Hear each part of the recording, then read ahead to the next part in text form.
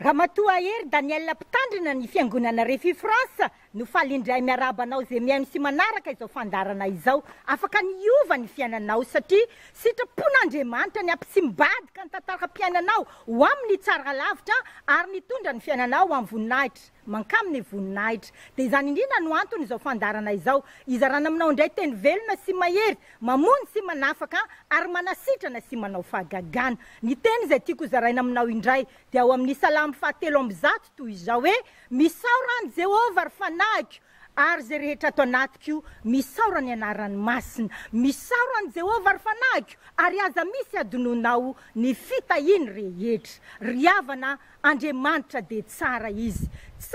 sady mpanao tsara izany no mahatonga azy mandrotsaka ny ranon'orany ho amin'ny ratsy fanahy sy ny tsara fanahy ary maposaka ny masoandrony ho amin'ny marina sy ny tsy marina raha ny soana tobak'Andriamanitra teo amin'ny fiainanao no tany saina dia tsy ho voatanisanao mihitsy izany ary izany no itomananao indray androany amin'ny alalany izao tenin'Andriamanitra izao hoe misauran'Andriamanitra ianao misauran'Andriamanitra ny amin'ny zavatsoa rehetra izay efa nataony teo amin'ny fiainanao ny amin'ny vahagagana rehetra izay efa nataony teo amin'ny fiainanao ny amin'ny fitahiana rehetra izay efa nalotsany teo amin'ny fiainanao ary ny amin'ny soa rehetra izay mbola ho avy ho ataony sy ho tanterahany keo amin'ny fiainanao dia misauran'Andriamanitra avy hatrany Andriamanitra dia tsy miaro zavatsoa ho azy ho anao izy raha misy zavatra mampiketriketrika mafy ny ao am-pon'Andriamanitra sy ny ao an-tsain'Andriamanitra dia izao hoe ahoana sy inona no soa ataoko soa azoko atao ary ho tanterahako eo amin'ny fiainany ranjanak'olombelona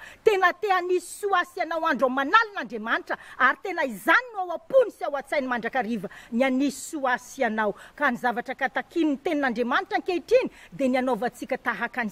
Davida izay nanao ity salamy ity hoe misaora azy misaorany Jehovah ary fanahiko misauran'Andriamanitra ianao misaorany amin'ny soa zay efa natobany teo amin'ny fiainanao sy ny amin'ny soa rehetra zay mbola ho ataony eo amin'ny fiainanao tsara Andriamanitra te hanisy soanao izy mpamaly soa zay rehetra mazoto mitady azy izy mahaiza misaotra an'Andriamanitra aza misy adononao ny fitahiny rehetra izay nanasitrana ny aretinao rehetra izay namela ny elokao rehetra na dia izay fotsiny any azy dia isaory an'Andriamanitra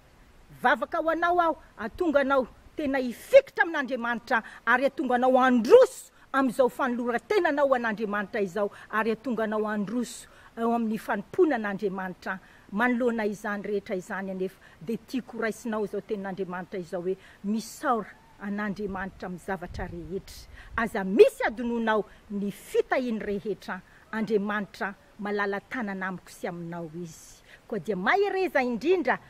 tahin'Andriamanitra ny ianao sy ny ankonanao mirary ianao ijoro amin'ny finoana ary androso eo amin'ny fanomponan'Andriamanitra mandra-piaona indray ary